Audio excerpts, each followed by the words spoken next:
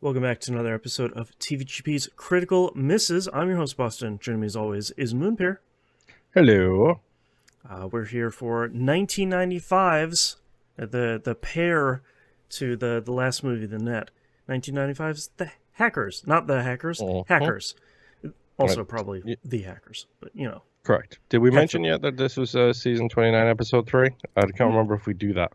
No, because, I feel like every time we utter it out loud, all of a sudden it's like, Well, whoops, we gotta throw the season, delay the season.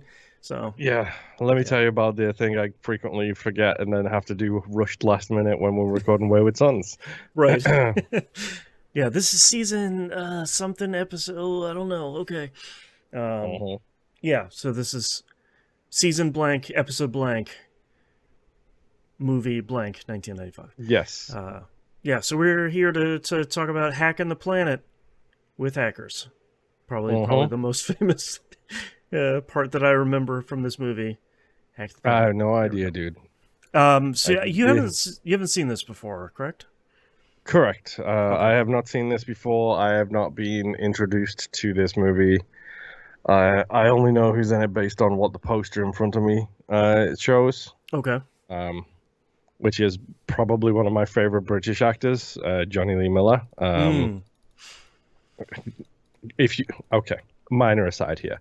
If you haven't seen the Elementary TV show, the American version of the Sherlock Holmes story as told from a modern day perspective, you all should go watch that show because Johnny Lee Miller plays Sherlock, and he is incredible. And I can't go anywhere near far enough in ringing the praise of Lucy Liu as Watson. She's great. It is an incredible show, and I love Johnny Lee Miller and everything I've seen him in. It is astounding to me how much of an incredible actor he is. Yeah. Yes, Looking at Johnny his Lee Miller. filmography here and seeing he was in Dexter for a little bit. Train Spotting 1 and 2.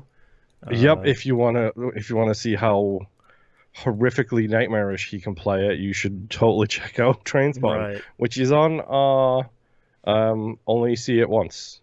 Yes, which we'll probably never get to. Truth be told, we'll see. Yeah, maybe. Well. Who's the other big actor in this that you remember? Well, I don't know it. I just know it from the poster because that looks like a young Angelina Jolie. And is that Matthew Lillard at the top? Yeah, which is, I feel like I haven't seen Matthew Lillard in a lot of stuff overall.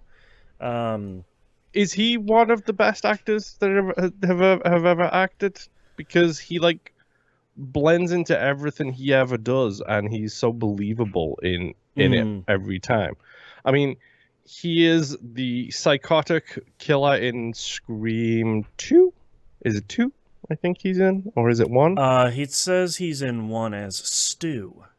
Okay, he's part of the killer team in Scream 1, and he's totally believable as that. And by the way, he's also Shaggy. And he loves playing Shaggy. Like, this dude is just like, yeah, man, my favorite role, Shaggy, Scooby-Doo. I love it. It's like, you know what? Yeah, good for you. Good for you for finding your calling, your acting calling. It just happens to be Shaggy. Yeah, and it's unreal the fact that he became Shaggy in the movie, in the live action movie, and then he became the voice of Shaggy in the animated show too. Yeah, and he became the voice of Shaggy in everything that he does. Most of his filmography here is just multiple Shaggy Scooby-Doo things per year. It's like, yeah, man, good for you. You get some stable work. You probably have a lot of fun. I give you a lot of credit. Yeah, but I see it all the time. Like those things where you see it's get you an actor who can do everything, and it's 4 screenshots of an actor doing different roles and completely different characters. Timothy Olyphant isn't going to be on that list because it's just 4 dudes with a hat who also happen to be marshals. That's right. But whenever I've seen people do it for Matthew Lillard, who can do it He literally can be anything, essentially. He's always super polite and respectful, and he's like, "Oh, thanks." Like I Right. wasn't, I didn't, I appreciate the thought. Like it's Yeah. very, very nice of you to do so. It's like, okay, so not only is he like seem to be completely calm and happy within himself, but he's also super appreciative as well. Yeah. I like when there's artists that are like, thanks for checking out my stuff. Appreciate it. Like even if you didn't like it, like thanks for giving it a shot. I Yeah, appreciate that. he feels like one of those dudes who he doesn't have disdain for the job.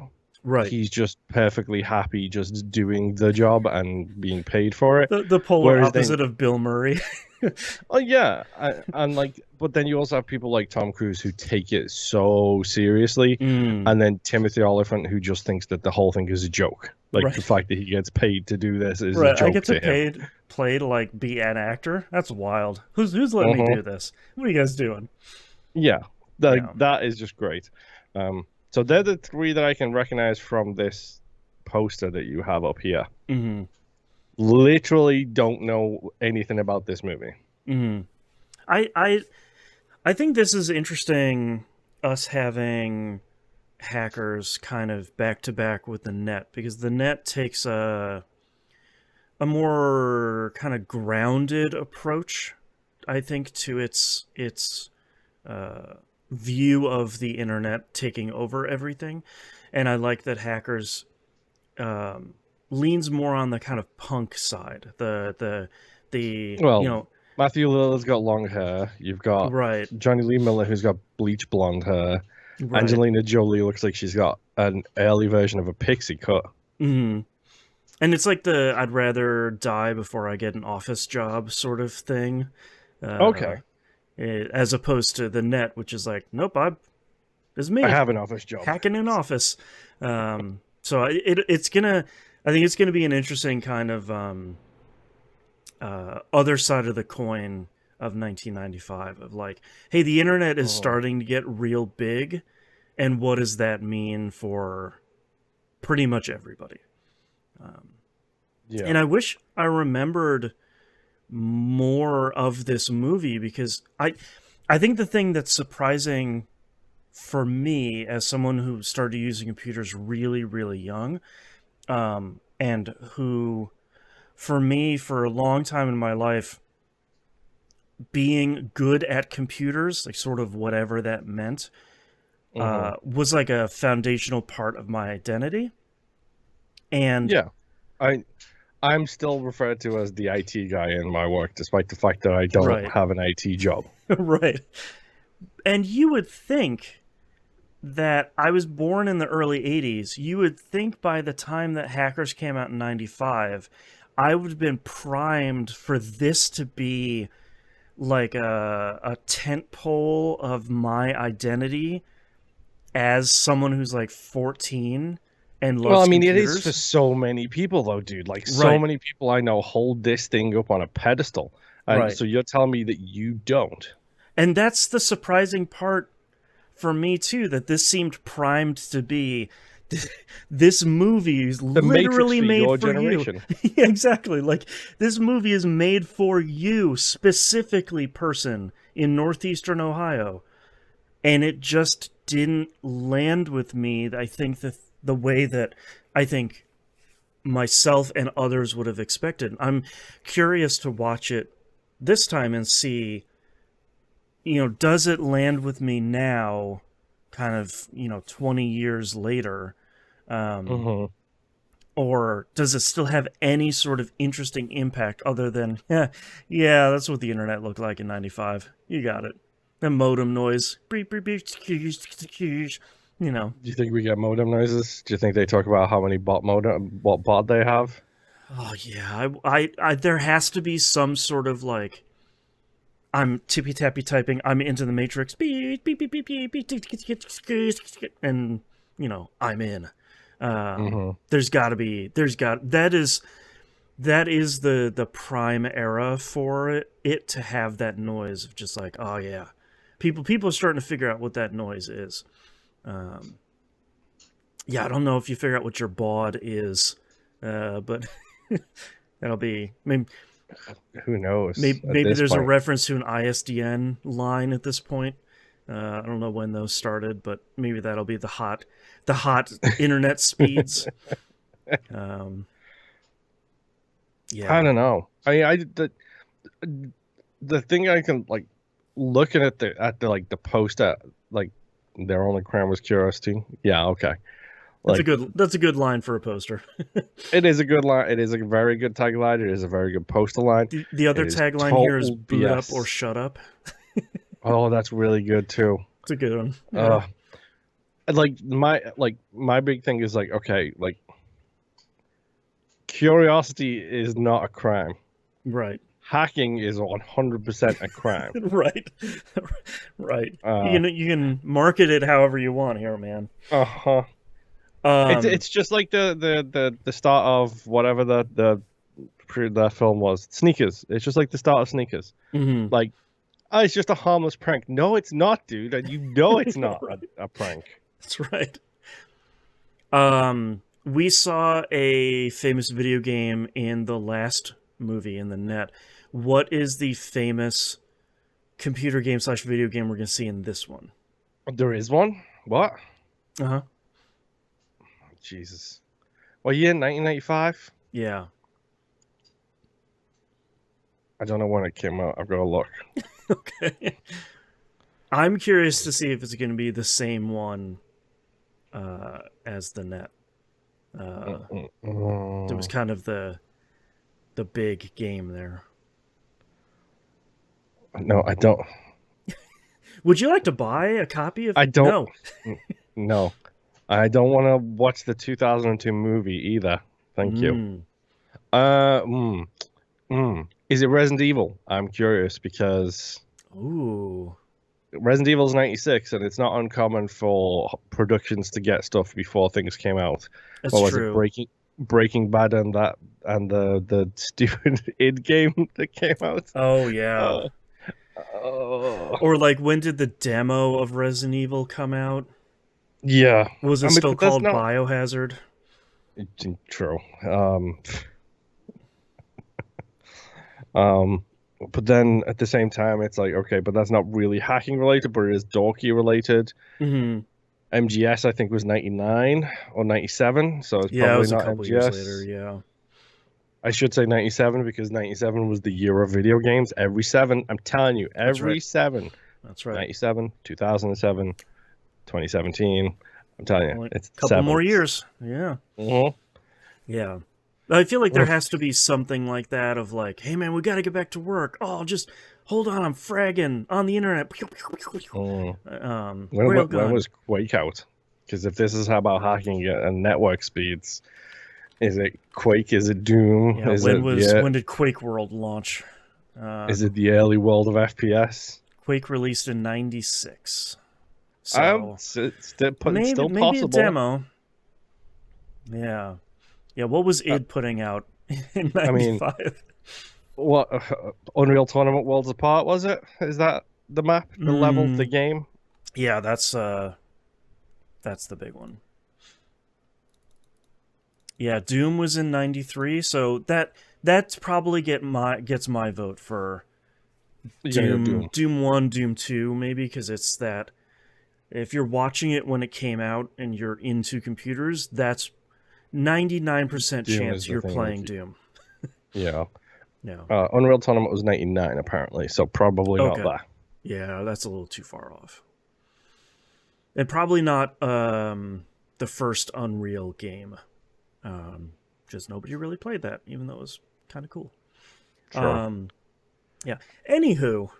Yes. Any final predictions here before we go watch the film? No, not really. I'm curious because it is very much looks like it's a youth orientated thing. So is it from the perspective of the youth? Is it from up and coming nature of it, or is it like the youth are destroying us thanks to the internet kind of perspective? Right. Look what the internet can do to us. Ooh. Look what the kids can do with the internet. That's right. spreading a bunch of FUD about the internet, just like 2024. Hey. Uh-huh. All right. On that note, let's go watch the film. Yep.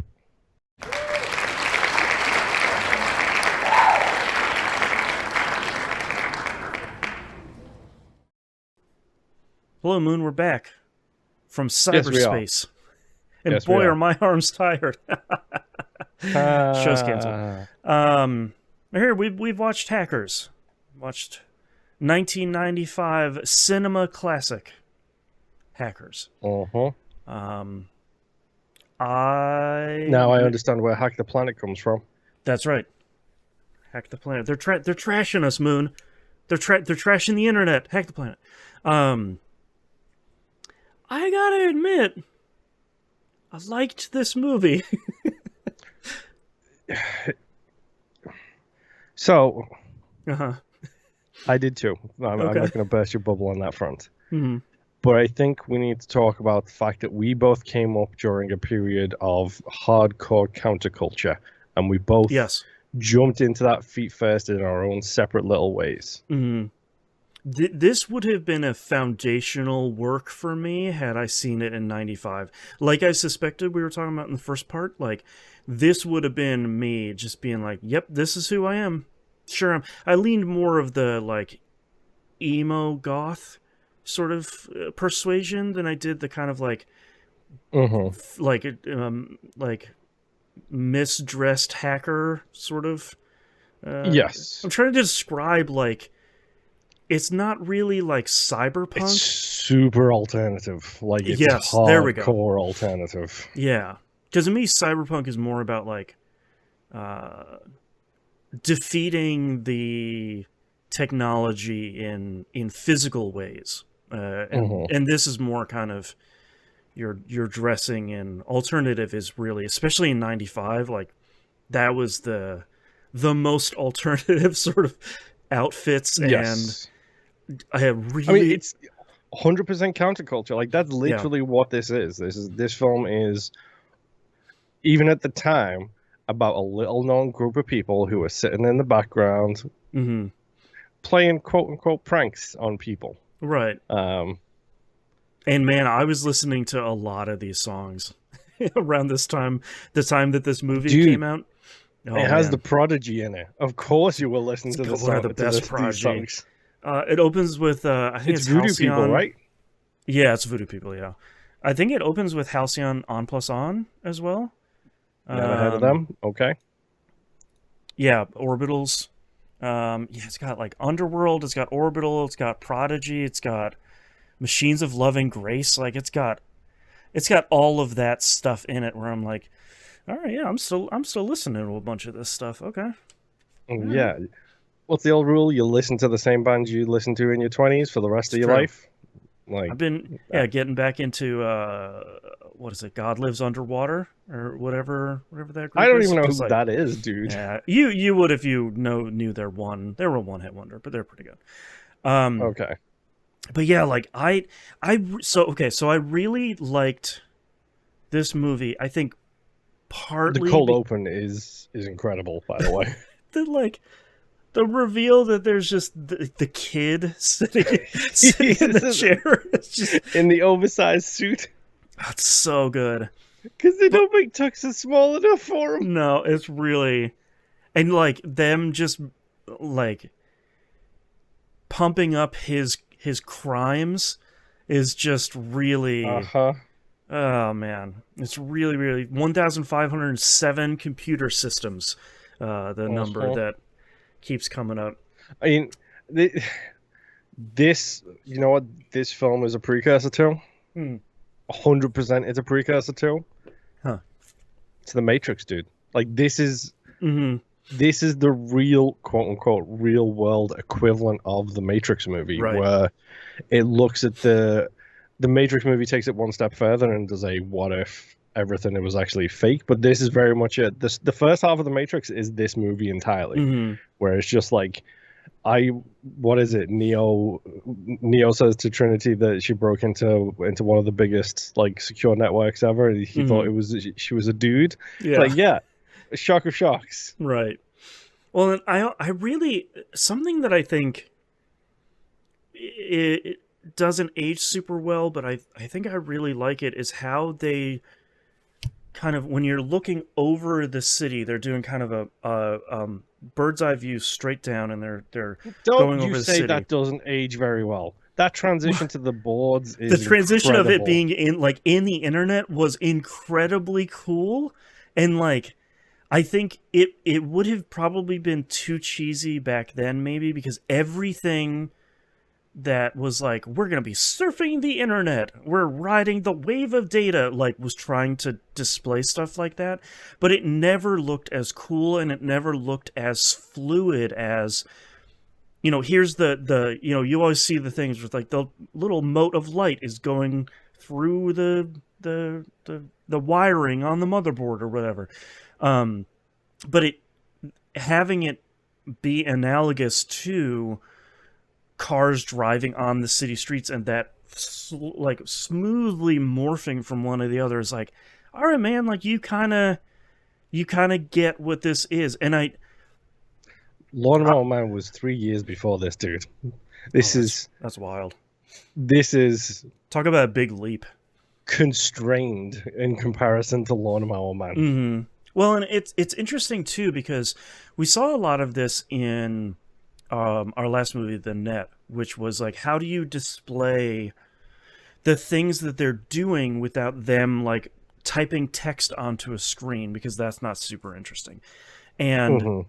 I like how they displayed a lot of that. Like, obviously no server room or mainframe or anything looks like the Plague's kind of control center, Yes. but it looks You mean the cool. one manned by Penn of Penn Yeah, and Telephone? which was wild. I was like, oh yeah, okay, yeah, here, sure. He's in this too, sure. But I like, wonder if Teller was in the background somewhere in like a suit, just not talking. he's like putting new hard drives in a whole bunch of servers. But like, I really liked the kind of large columns that look like they have data on them. You saw that giant display in front of them that had all of the kind of folder structures that looked 3D. Like it I like them going that far, like we saw in The Net, to display, here's how big this mainframe or server infrastructure is. Here's how many files there are in this database or whatever. Like, it's still pretty funny to see like them kind of flying into the database as the one character's hacking it, and just seeing the password God pop up on screen. It's just like, okay, Yeah. like you're doing what you got to do to like make it readable, but that's pretty funny. But like, I like that they went, I feel like, a pretty long way to, like we saw in The Net, like I said, to making it seem like hacking looks cool, and what they're doing can look interesting and be interesting to watch. Yeah, definitely. Like, I think it's a good mix. Like I think there are some cheesy visualizations where it's doing like the code and the thing like projected onto people's faces. Some of that was a little bit like, it's a little bit rough. Yeah. But like, I love it when they're just all standing around a phone box. For those kids listening, a phone box is a box that used to be on street corners that contains a landline. A landline is a phone connected through the ground, just so you know. Right. But like, when they're all standing around there, you just seeing a bunch of clickety clacks. Yep. You get the occasional like view of the screen of what they're breaking into, essentially, and then they verbally tell you what they're doing during the prank war, essentially, is what it becomes.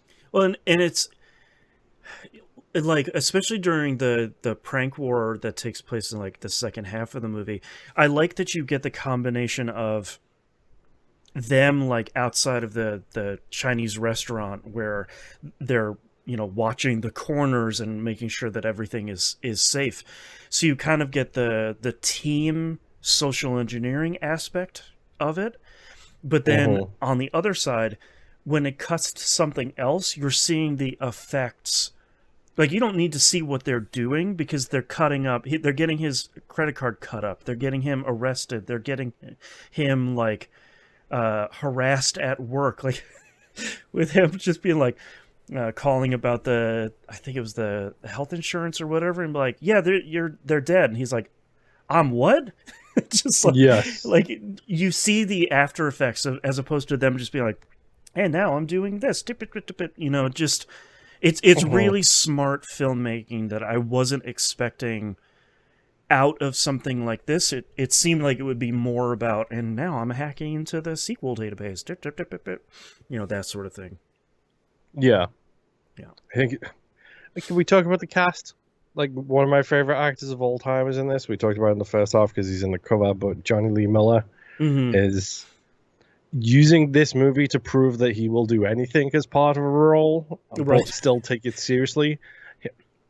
Shout out to Johnny Lee Miller for wearing the skin-tight, sexy red latex outfit later in the movie. Mad props. For the man being able to do that. The dream sequences are hilarious. Those two, like, back-to-back dream sequences are really good. I like that she gets a dream sequence too and wakes up and sort of like, oh, all right. Yeah, both of those are really great. Angelina Jolie, is this her first huge role? I believe so. Yeah. Open up the filmography here, but this is big. This is a big role. Like, and I hope people don't take this the wrong way. Especially being a woman in the world of hacking, it is obviously difficult to do even these days. But seeing her nail this role so well and just be like, yeah, I'm a badass. Like, deal with her. This is only her 5th movie she was in. Her first movie she's credited as Angelina Jolie Voight.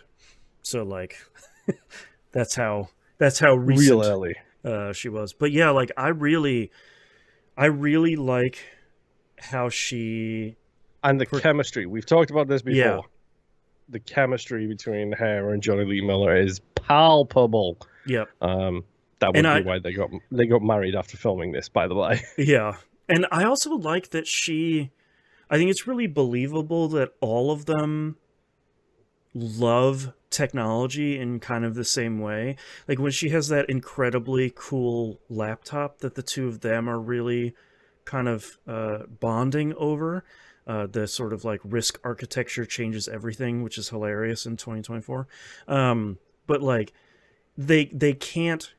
There's this huge party that's raging elsewhere in the house, but there's like 4 or 5 of them that are like, hey man, look at this, look at how fast this thing is. It's too much laptop for you, you know, like, this is she also gives up time with her boyfriend to geek out about how great the laptop is. Yeah, it feels believable that all of them, like, this is the thing that drives them sort of on a day-to-day basis.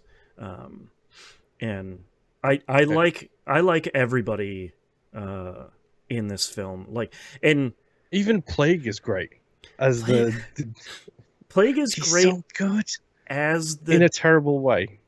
He's great in the way that, like, in the late 90s and early 2000s, if you worked in IT, I feel like you kind of knew that dude. He was kind of the sysadmin with like a god complex.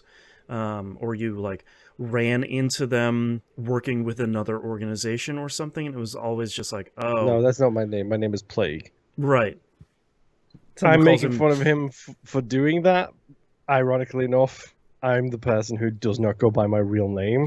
Nobody calls me my real name. Right. Everyone calls me my nickname. Right. Like, everybody calls me my nickname. Yeah. But it's really great because I really like his character, but I also really like the combo of him and I don't remember, Margot, writing the worm that's doing the like fractions of sense thing, combining that. There's a term for that, by the way. Do you know what the term for that is? It's a really good term. Salami slicing. It's really good. I thought they were going to call it the Superman 2ing it. So there's that. I'm pretty sure isn't Office Space has the exact Office same Space, thing yep. going on in it. Yep. And then there's like 3 or 4 other examples of it. Salami slicing is like, really good.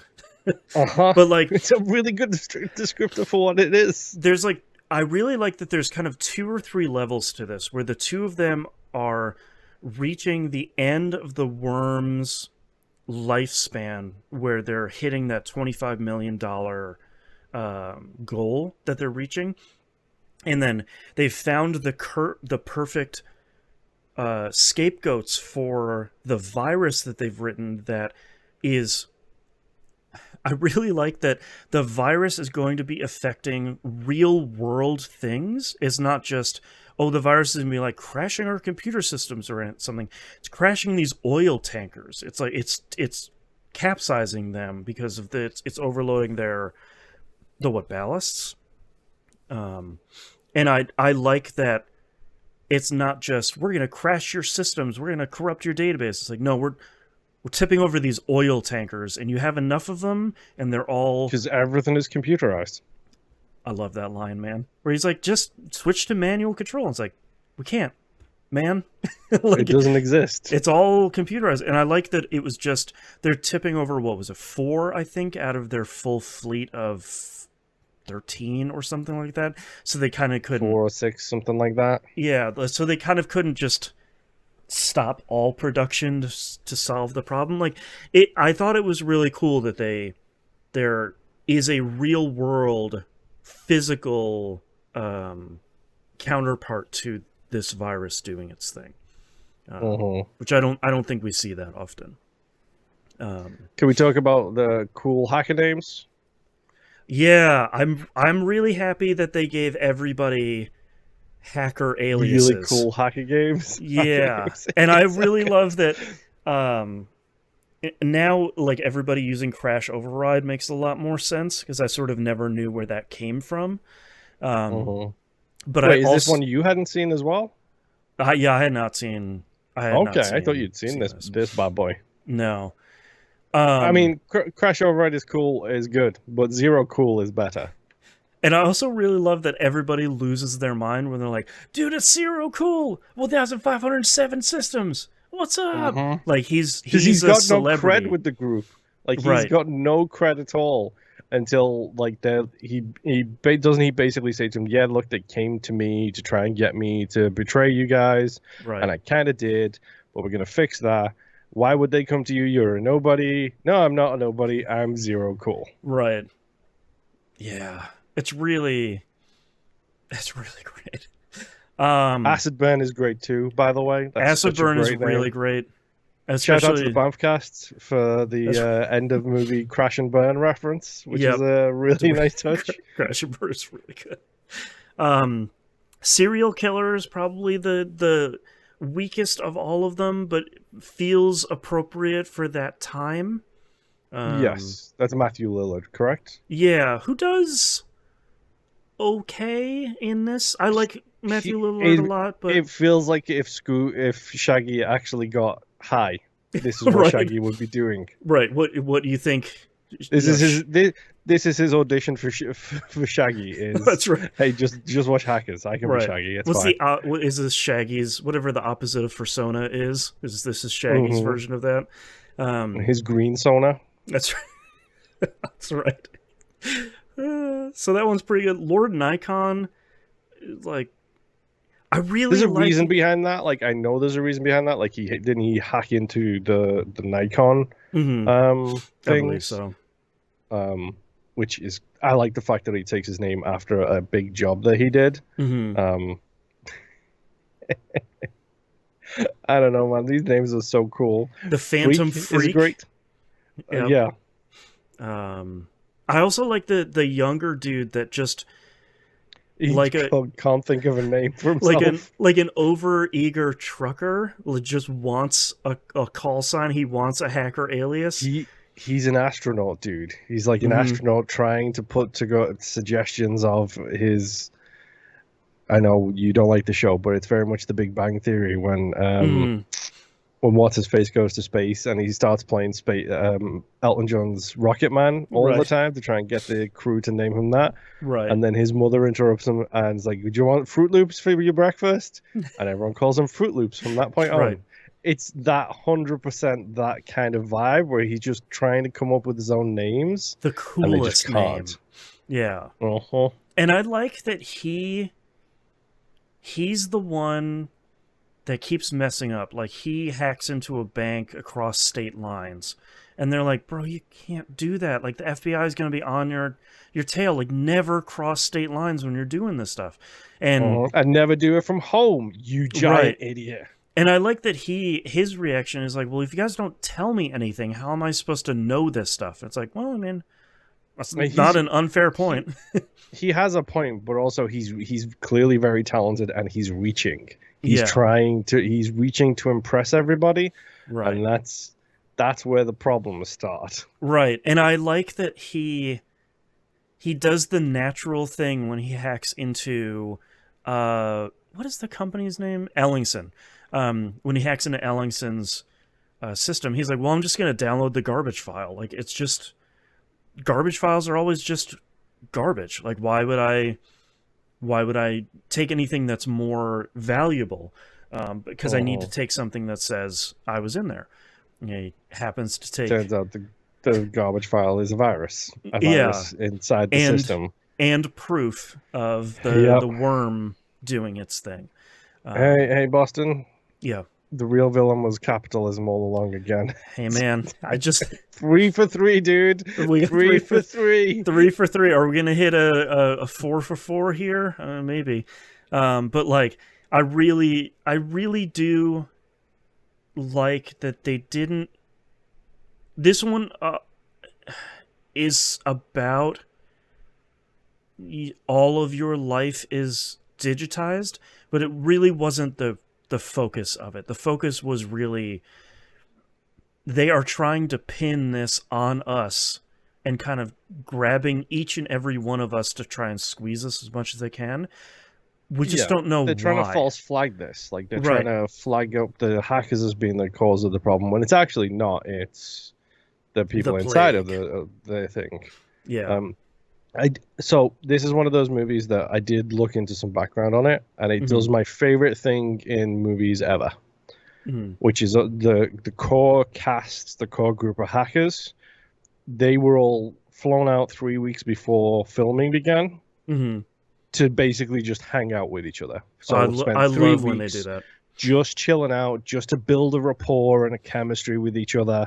Yeah. And also so they could learn how to rollerblade and skateboard and do everything else that they needed to do as the counterculture, which there is so much, like, again, alternative culture, the things we grew up in. There's so much skateboarding, rollerblading. Yeah. Like, it's all over this movie. They even have, like, a goth club where they all hang out and play Wipeout, by the way. Yeah, it's like an arcade version of Wipeout that has other stuff, but it's very clearly, like, underneath it just the first Wipeout game, which I think is incredibly cool, which I wouldn't have guessed Wipeout would have shown up in this movie at all. I think that's we talked about it in, like, these last couple of movies. I think that's the only video game that showed up in this. I think so. And it's a very early Wipeout. I looked. It's like beta test of Wipeout is what it is. Okay. Because it didn't come out until 1999, dude. Wow. Okay. That's wild. Also interesting. Now you know where the Prodigy link came from. Yeah, I was going to say, like, Wipeout's kind of big thing was, here's this incredible electronic music soundtrack that is introducing a lot of people to the genre itself, which I'm sure this movie did for, just like it reminds me a lot of the Crow, where it's like all of these songs are bangers in this movie, and it's sort of like, well, now I like electronic music because I bought the Hackers soundtrack. Yeah. Oh, man. God, what else? There's a lot. Whoever plays the FBI agent, I recognize him. The one who's in charge of the task force who doesn't know a thing about hacking? Yeah, Wendell Pierce, who I feel like I have seen him in that role in so many other movies. He's so good, especially when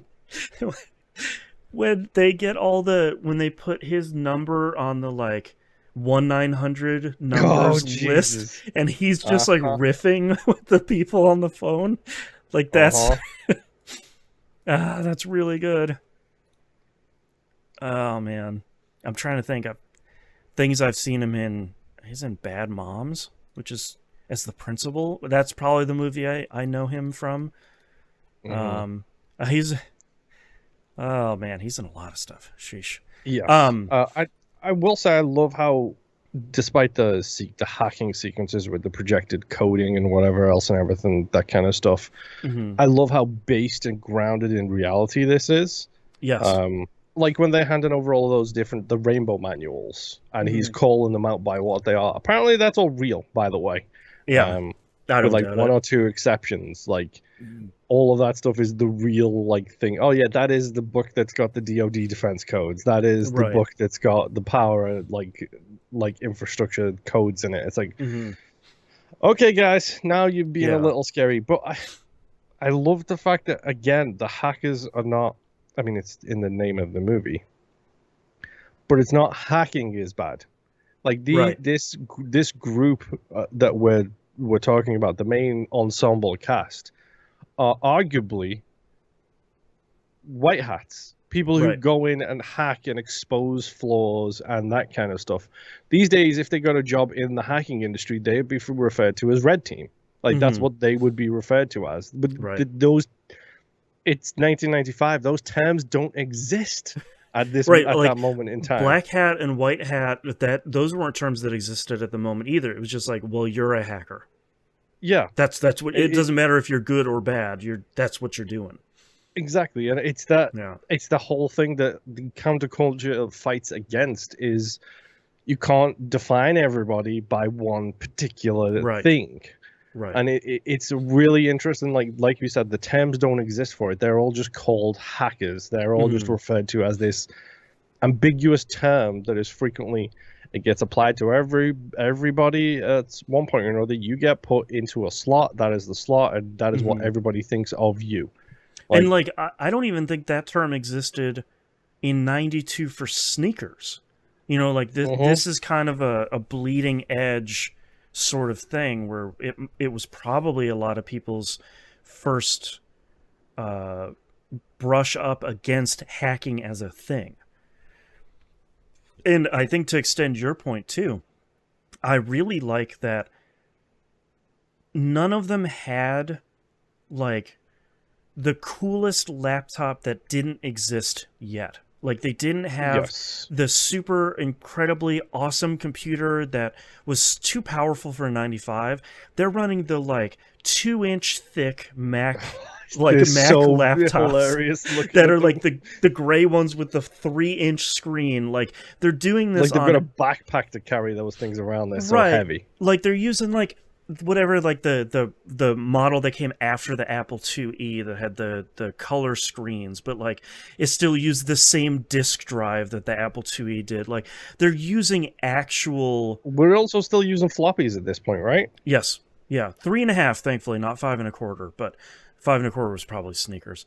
But like, I like that they're using the actual tech that they would have in their home, or this giant laptop that barely fit in this huge backpack. And I like that it felt really grounded like that, kind of as an interesting counterpoint to the Plague's command center that was sort of future looking and fantastical and larger than life. You know, here are these guys doing stuff with laptops that probably have 16 megs of RAM in them total. Yeah. Which is funny because we all carry around ridiculously powerful devices in our pockets these days. Yeah, we were talking recently about the Bluetooth transmitters that we're buying. I have mine right here that's just like the size of a USB port, and like you can buy like 2 terabyte flash drives that are just, you know, smaller than a quarter at this point. It's just it's bonkers. It's a little ridiculous. I was listening to big shout out to Nextlander. I was listening to to their version of Outcasts over there, and they were talking about their NASs, and someone was like, "Oh, Vinny, you should upgrade your NAS to 20 terabyte drives." And he's 20 terabyte? They make them that big? It's just like, yeah, man, they're making it bigger than that now too. Like, it's it's really great. But part of why I like this movie is they're not dealing with any of that tech. They're not like, I've got a 50 teraflop laptop that's got 10 terabyte hard drive. They're like, nope, this thing sort of sucks. And it's pretty heavy, but we're going to make it work. Yeah. Ah, man. I really liked this movie, and I feel like I was going into it with an open mind and a hope that it would be really good, but like you, that cold open of just being like 1,507 systems, and it just moves over to this tiny kid sitting there, and it's just like, yep, great, perfect, I love it. Man, it's a really solid movie. Yep. Let's talk about ratings here real quick. On IMDb, this is 6.2 out of 10 with 75,000 ratings. Rotten Tomatoes, 33% on the tomato meter with 46 reviews. As we said for the last couple of movies, Rotten Tomatoes, the like critic tomato meter is a little bit weird because it's usually just people that have rated it in the last couple of years, not necessarily from 1995. It does, and a lot of that stuff isn't digitized or recorded like accurately also. Right. Audience score of 68% with over 100,000 reviews, and Letterboxd has this as a 3.2 out of 5. Which that 3.2 out of 5 is probably like the right, like, yeah, I love it, and it's cheesy, and it's a good movie, but it kind of isn't. You're like on that. Yeah, I'm kind of in the more like 3.5 to 4 out of 5, because like in my heart, I'm a 3.5 to 4. In my heart, I'm a 3.5 to 4. Logically, it's like a 3. In my heart, it's a 3.5 to 4. Yeah, in my like wannabe hacker, I'm 14 watching this. It'd be like, yep, this is the coolest movie I've ever seen. I'm going to buy this on VHS. As soon as it's on DVD later on, I'll buy that too. But yeah, I really liked Hackers. And also, a really fast hour and 45 minutes. That movie was moving. So, oh man. All right. We got one more movie that we're going to watch here in this season. Looking forward to the very last one. Hopefully you enjoyed this episode and this movie. And hopefully you'll join us for the next episode. Bye. Bye.